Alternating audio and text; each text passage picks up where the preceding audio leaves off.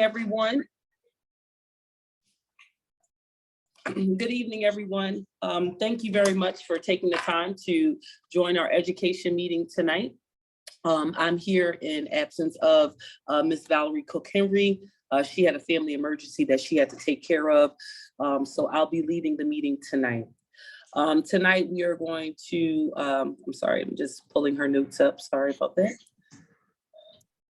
Tonight we are going to discuss a few things. We're going to be talking about a course pathway, our project updates. Also, we're going to be discussing our EBS service provider update, and then we're going to have any discussions from there on. So what I'm going to do at this time is I am going to turn the meeting over to Ms. Tyra so she can start with our course pathway project update. Thank you. All right, good evening, everyone. I'm going to begin our discussion about the pathway update, elementary pathway update. So here on the screen, you see what is going to be a continuum of the pathway project. So from elementary all the way through high school. So for elementary, we're expecting students to have an exposure of content in the STEAM area. And then by the time they have graduated from 6th grade to middle school, things will begin to be part of their coursework. So it'll be a continuum as they get older in each grade. By the time they get to 9th grade, we will start to have them truly choosing a pathway that they would be most interested in.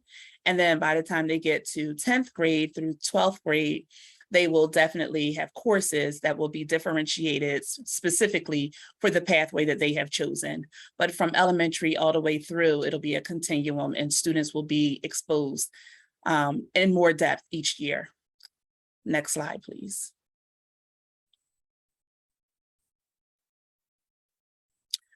All right, so here you see our timeline with phases 1 through 4.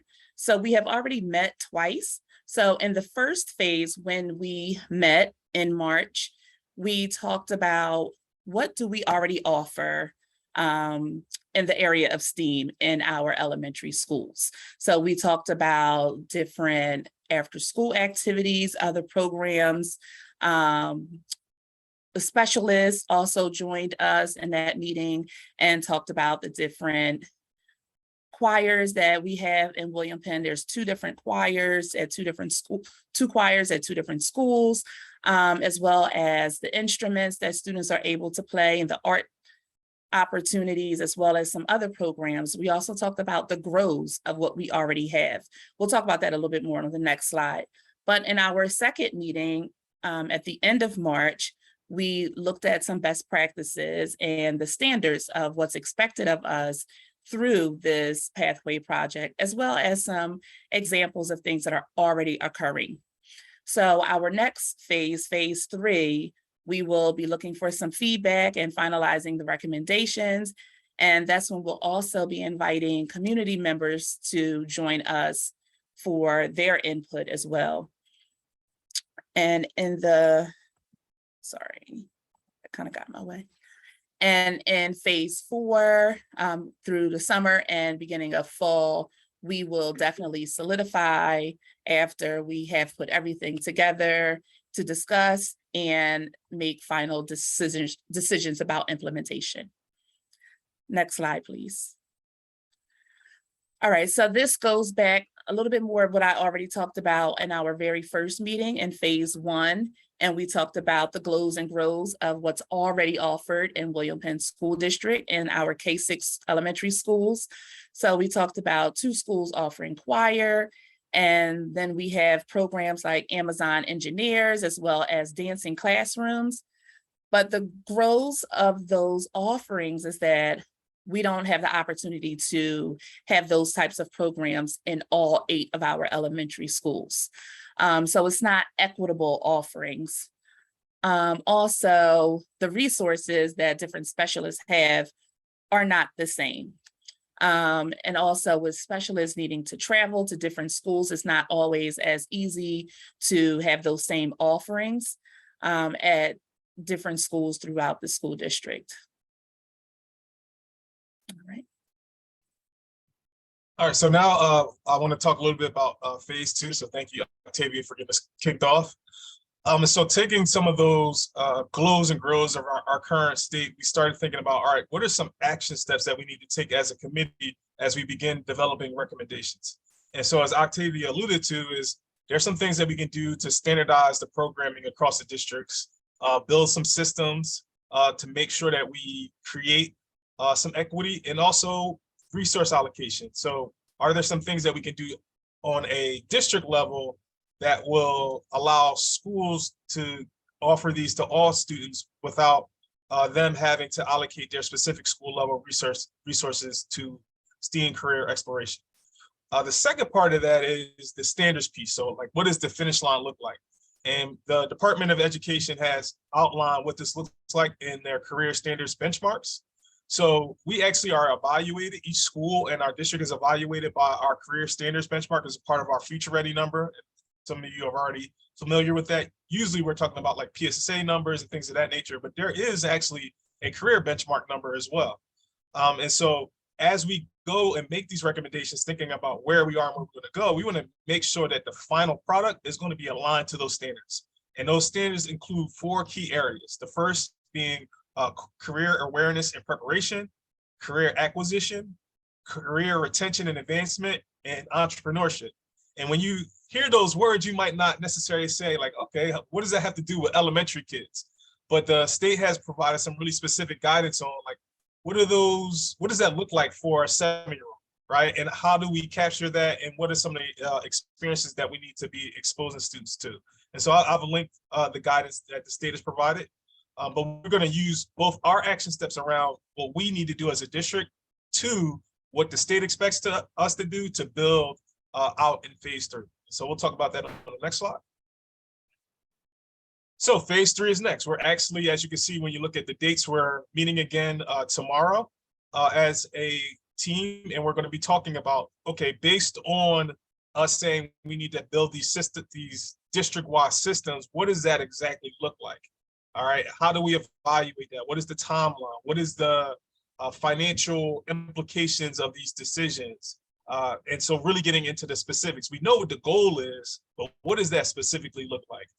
So 413, we're going to spend some time really diving into that conversation. Now 427, this is when we would love to get in some community folks to say, hey, this is where we are in the process. What do you think? And so I kind of want to do my little bit of advertisement here. Like, so if you guys have anybody that would be interested, or even if there are board members that would like to sit in and hear some of that conversation, the date for that is 427. We typically meet at 3:30. So we'll also push that out through our communications office as well to see if we have any interest. But in the meantime, if you're interested, feel free to reach out to our academic services office through our email, academicservices@wpsd.k12.pa.us. I know it's a long email, so hopefully we can drop that email in the chat so folks at home can grab that. But yeah, that's when we're going to be bouncing these ideas off of folks to get, some community engagement. So, and just a quick reminder, we have a excellent committee that is cross section of a variety of different folks. We have, me and Octavia and Ms. Brown, we all serve on that committee. In addition to a principal, we have instructional facilitators, interventionists, general education teachers, special education teachers, and as Ms. Tokley mentioned earlier, we even have some specialists. And I actually got a chance to meet with a couple of those folks in between meetings to really flesh some of these ideas out. So I'm really excited about like presenting our final recommendations next month during the education meeting. That's what the 5/10 date is, and also getting some community feedback. So with that being said, we're going to go to the next slide. I will take any questions on either elementary or how this relates or ties into what we've already done on secondary. Any questions that folks may have. Thank you, Mr. Dunn, and also Mrs. Tokley for that presentation and just thoroughness. I do have one question. Jen, I see your hand up as well. I just wanted to know with the meeting that you're having on the 27th, will it be Zoom availability if someone's at work that they can be able to, school board directors be able to chime in? Yes, definitely. Yep. Okay, thank you very We'll much. send out that information as well. Okay, I will make sure to make myself available. Jen, you have the floor. Thank you, Ms. Boykins. Thank you, folks. Maybe under GLOWs, we could add instrumental music that's available 4 to 6. I'm sure it has equity issues because of the availability of instruments in each building, but that is definitely in support of your project. So I just want, every school building has that. Yeah, definitely would agree. And so we were trying to summarize. So there's definitely tons of other great ideas. To your point, every school in our district has access to music and arts education. So that's across the board. Right. And there are 2 schools that have choir specifically, but all of the other programs, there is equity across the board. So thank you for highlighting that. I also wanted to say, like, I hear a lot of parents always discuss like performing arts, some schools have like a dance team and things of that nature, but then some schools don't. So this all goes with our strategic plan forward, but it shows people that we are really built into the equity part. So that's what I love about it, because we talk a lot about equality, but equity is very, very important. So I appreciate that. I'm looking at the chat to see if there are any questions in the chat. Mr. Tong, Ms. Boykins? I didn't see his hand. Hold up. Maybe I'm missing him. Okay, one second. Okay, Mr. Tong, you have the floor. Thank you. So my question is, and I'm not looking for a response right at this point, but one of the most important things for our students is teacher preparedness and readiness. Have we thought about how we're going to get all of our schools ready for and on the same page with science and technology components that we're trying to implement, so that they're all consistent, that they're the same, using the same materials and things of that nature. And I know, again, I'm not looking for an answer today if we don't have one, but I want that to be a discussion point. How soon are we starting the professional development? What's it look like? How do we know that they've actually learned what they've been sitting in, because I can tell you that there are professional developments, people sit, take up space, but not really have ingested any of the info. So how do we know that they've actually learned the material we want them to, provide in class? And so those are my thoughts, and that's what I want this team to kind of consider, work through, and when we come back in a few days, some sort of thought has been put into that. That's what I have. Thank you for that feedback. Thank you. The last question I just have is that this is looking to be implemented for our starting in September this year, coming back September, or this is a 2024 thing, because the reason why I'm saying this, I'm thinking about budget. So in my mind, because I know this is going to cost, right? So in my mind, I'm like, okay, we've already thought about, and I see why we have the May meeting coming up, because you're going to talk about finances and things of that nature. And we want to try to get this to the board as quick as possible. But we're looking to implement this in 2023, right? Correct. So it is a phased rollout. So there are things that'll start right in September. And there are some things, to your point, that will take time to build. Even to Mr. Tong's point, there may be some trainings that we begin in September 23 of things to launch in 2024. Okay. So it'll depend. So it could be something as simple as, hey, one of the conversations that we've had a lot of energy around was, what are our specialist schedules look like? How do they rotate between different buildings? That's something that if we decide to make a different choice could change right the fall, right? That doesn't take years. But if we say, hey, we want every school to have like a 3D printer, right? Like obviously that's more of a longer horizon to getting that off the ground. So as we present that recommendation, we'll talk about some of the things that are more short-term versus, to your point, there may be some things that we need to consider on the long term, either because of logistics or finances. And my last question is like, are we, I guess I'll say this, it's not more of a question. When you present this to the board, is it a way that you can like break it down in priority of need. Like, for instance, showing the board, okay, we really need to go in this direction because we've never filled this area, or this is something that we already have in place, but we want to expand on it, just to show, like, we usually call it like a risk register or something like that, a risk assessment, just to show, like, okay, this is a need. This is something we're missing and it has to be in our curriculum, but we're lacking in that area, just so our board members can have a better idea of the need, and I know there is a need, and I know the budget is coming up. So I just want to ask if you can put it out in that way so it can be visual to the board. Thank you. That's very helpful. I appreciate that feedback. We can definitely include that in our presentation. Okay, thank you. Are there any other questions at all at this time? All right, so thank you very much, Ms. Tokley and Mr. Dunn. Next, we are going to go to Ms. Kate Crossett, and she's going to talk about our EBS service provider update.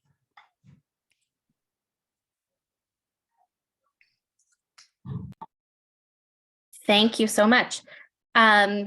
So to kick it off, I began my approach in understanding the EBS partnership with the school district, as this starts my 4th week at the William Penn School District. And so through the support of the transition plan that was provided to me and some additional context provided by Ms. Brown, I was able to access some of the prior updates and understanding of where we kind of last left off in this conversation with the board around our partnership with EBS. And so I utilized the prior board update from May of 2022 as the jumping off point that you'll see referenced here around the next steps and plans of action that were intended between May of 2022 and now.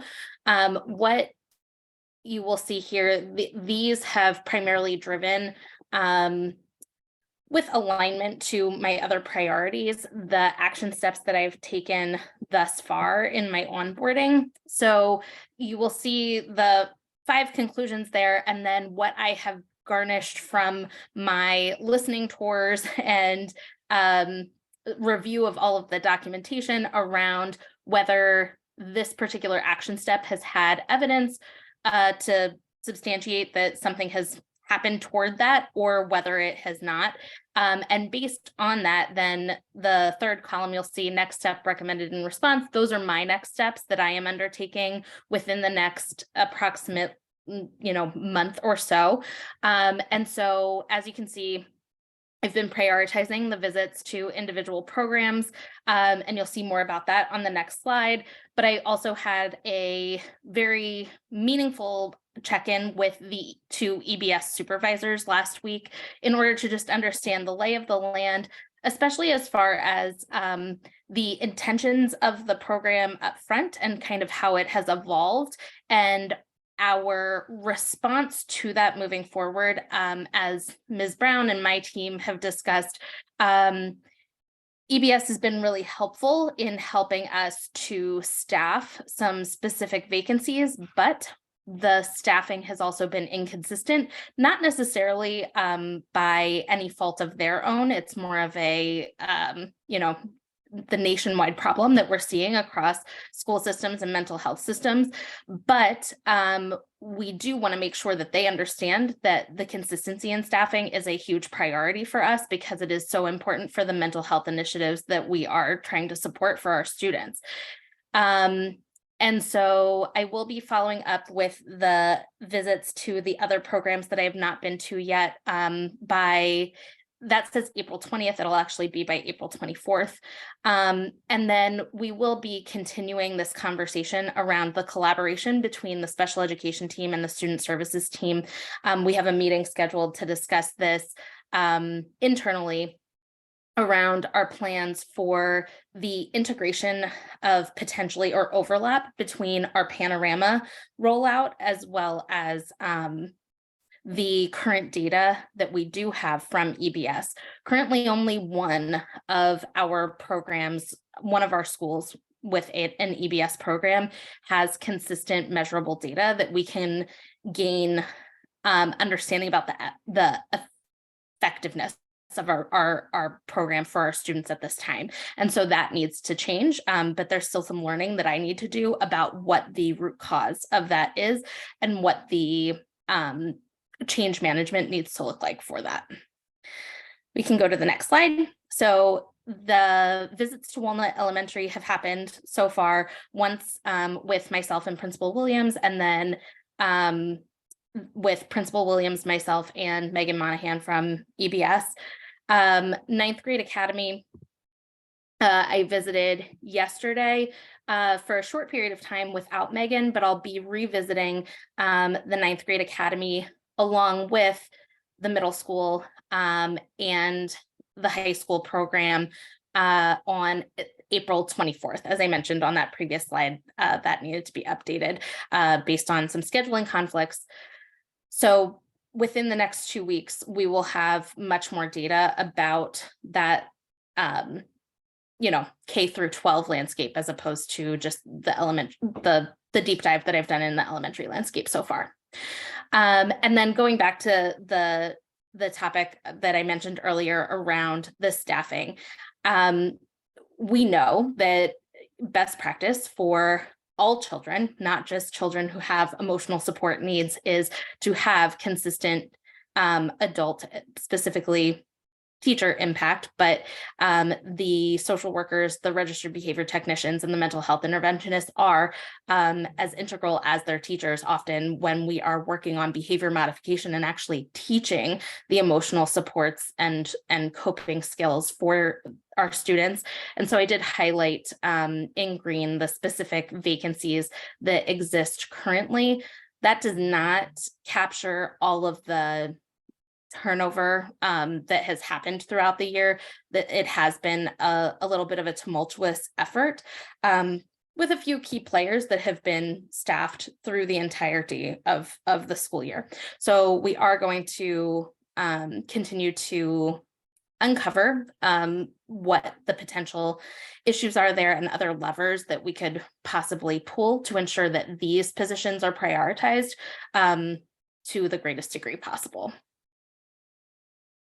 And so that is the current state of the union for EBS. Thank you very much, Ms. Crossett, for that, that layout. Sure. When I look at the first slide, just in my opinion, when I look at the first slide, I see that first and foremost, you've only been 4 weeks. You're only 4 weeks in, right? So it's like when I look at the first slide, I'm like, no evidence. No, that's the first thing that came to my mind. But I have to realize it takes time, because the first thing I was going to say, why is it only one school with evidence? But I do understand it takes time, first of all, to gather the data. So I'm looking forward to hearing back from this and seeing more information once you provide. So I don't want to jump to conclusion. I'm going to continue to go over the things that you have provided. I just hope we have data, to be able to show what we're doing with Lakeside and EBS and things of that nature. I just hope that we have data and then we can get some information from that data, because I know that I don't want us to overlap. A lot of people always say, during our meetings, they hear during education how we're paying different people for different services, and you get feedback and it's like, okay, is anyone overlapping? Is everyone covering every area? So that's really a big concern for me, that we are providing the support we need, but not overlapping, of any degree. So, but thank you for that information and laying it out. Of course. And I think just to clarify there, I don't want to set expectations too high. In my meeting with Megan, it is evident that Walnut is the only school currently that is collecting the specific data that we need. So the data that I'm going to be collecting is more qualitative and more around root cause analysis as to why the specific data structures that EBS has in place have not actually been implemented. I have some theories, and I've heard from a few individuals so far around why that may be, but I don't want to jump the gun either, but I did just want to make sure that that I manage that expectation. And thank you for that, because that's exactly what I'm hitting on. That's exactly Yep. what I really would like to know to bring, because we spend a lot of money on this, you know, and Yes. then you hear sometimes you hear our teachers saying, well, this Lakeside's not, or this person, so I just want to make sure that we're holding the organizations accountable and we're providing Yep. the needs that we need for our students. So thank you very much, and welcome. For sure. Welcome. Thank you. Thank you. Are there any other questions from any board of directors or anyone from the audience? All right, hearing or seeing none. All right.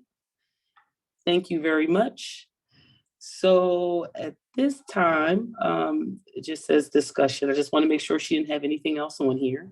At this time, it doesn't look like there's, my screen went blank. There doesn't look like there's anything else. I want to say thank you, everybody, for your time tonight, and we will see you at the next education meeting. Ms. Oh wait, Boyd, can I am I point missing out? something? No, thank you. I did want to formally introduce Kate Crossett as our supervisor of special education. K-12, you can see that Kate has been working very feverishly since her arrival. Her calendar is full nonstop. She's been using the audit and the transition document to actually begin her transition into William Penn School District. And the board of directors can expect a 90-day transition document and your next board update. So not tomorrow, but the following one for May, you will actually have what Kate has been doing, where Kate is going, what we're doing as a department as well, and academic services. We appreciate the support and feedback that you have given us during the time of transition to a new SPED supervisor. I also wanted to make certain that you are aware and our audience is aware that our next education committee meeting is actually May 17th and not May 10th. May 17th is the next education committee meeting, and make sure you have your tea and popcorn because it's going to be very lengthy. So thank you all for joining us this evening. We appreciate you and hope to see you soon. Thank Take you, care, everybody. Have a great everyone. night. See y'all. Be safe. Good evening, Ms. Brown.